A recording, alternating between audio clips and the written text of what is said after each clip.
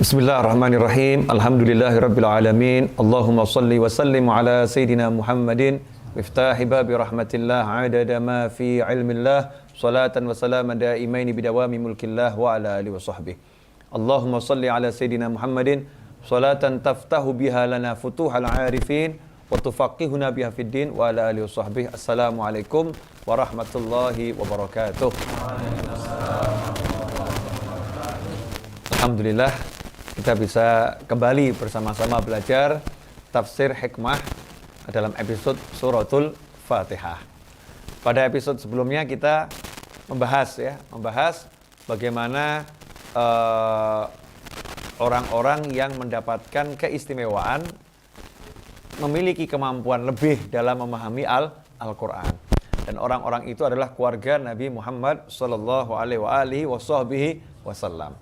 Nah, ketika kita mendengar seperti ini, kemudian kalau ada rasa nggak suka di hati kita, ini bahaya. Karena itu penyakit iri kepada keluarga Rasulullah SAW. Seharusnya kita suka siapapun kok. Sahabatnya Rasulullah mendapatkan kemuliaan, kita suka. Ya, keluarga Rasulullah mendapatkan kemuliaan, kita suka. Ada muslim biasa mendapatkan kemuliaan, kita suka. Kita suka kepada semua orang yang mendapatkan kemuliaan. Jangan sampai di hati ada perasaan, nggak enak nih ya. Kok saya nggak seperti beliau-beliau ya. Emang dzalika fadlullah yu'tihi may yasha wallahu dzul fadlil azim. Itulah karunia Allah.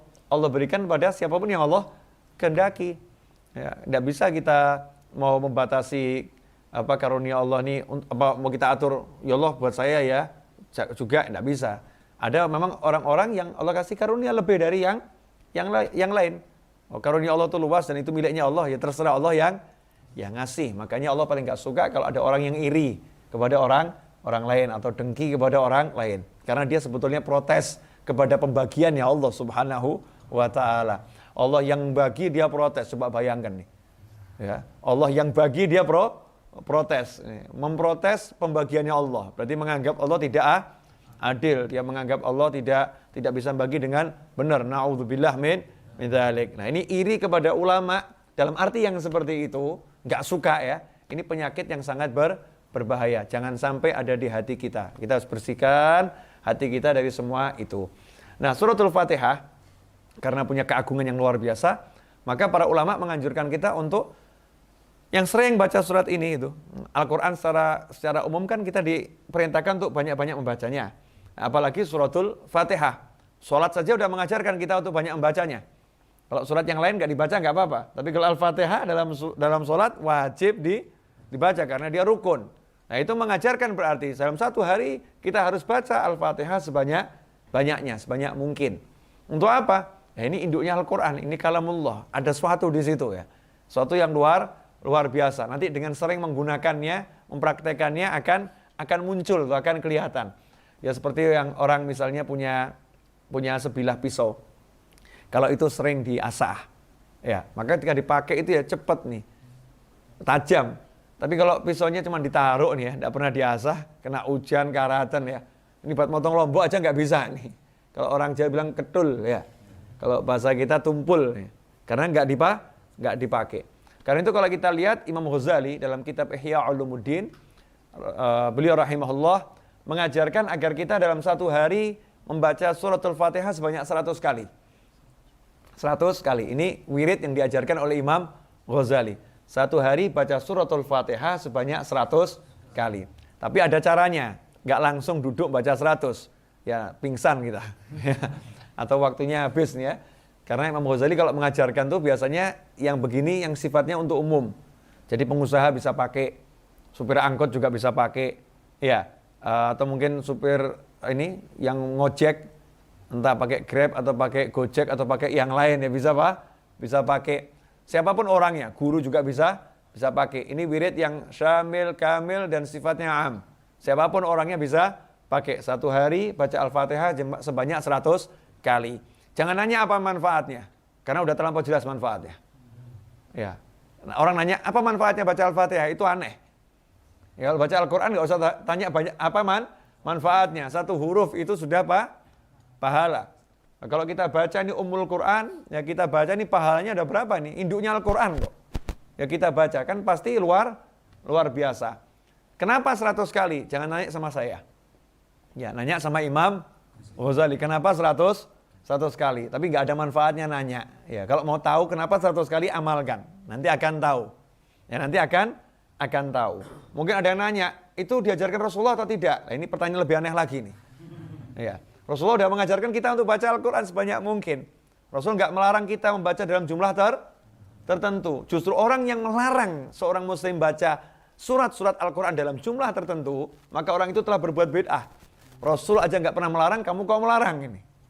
Yang ada kan perintah Rasul baca sebanyak mungkin. Dan Rasul menganjurkan orang untuk istiqomah. Dengan menghitung itu akan menjadi istiqomah. Seorang sahabat pun tidak diajarkan oleh Nabi SAW untuk baca surat Al-Ikhlas di dalam setiap rokaat sholatnya.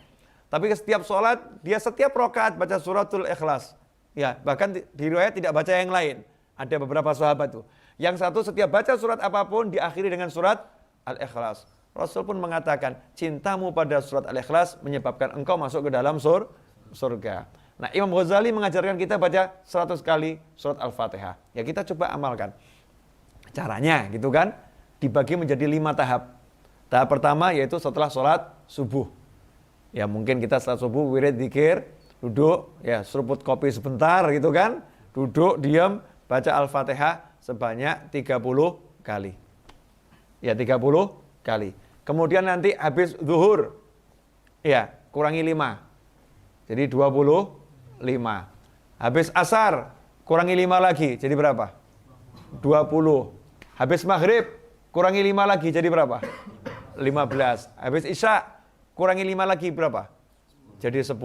Jadi kalau di total jumlahnya 100. 30, 25, 20, 15, 10. Jumlahnya total 100.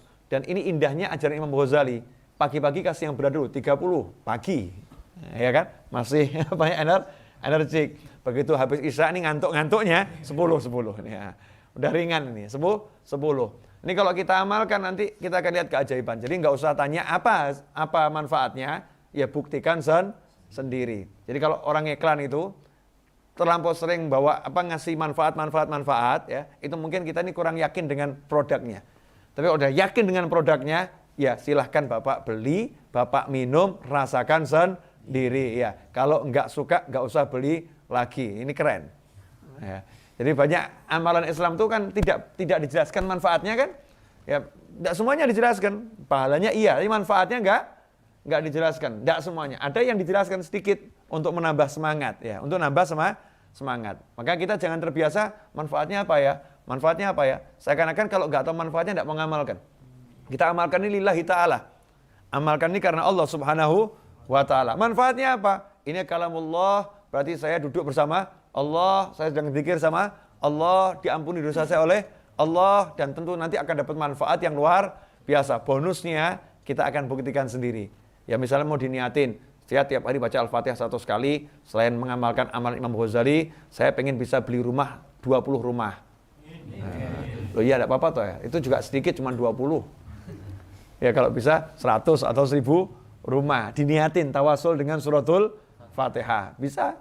Karena tawasul dengan amal soleh dianjurkan di dalam Islam. Kalau amal soleh ini manfaatkan, jangan cuma amal soleh. Tawasuli. Ya, hajat-hajatmu dengan amal solehmu. Semoga ini diberkati Allah Ta'ala.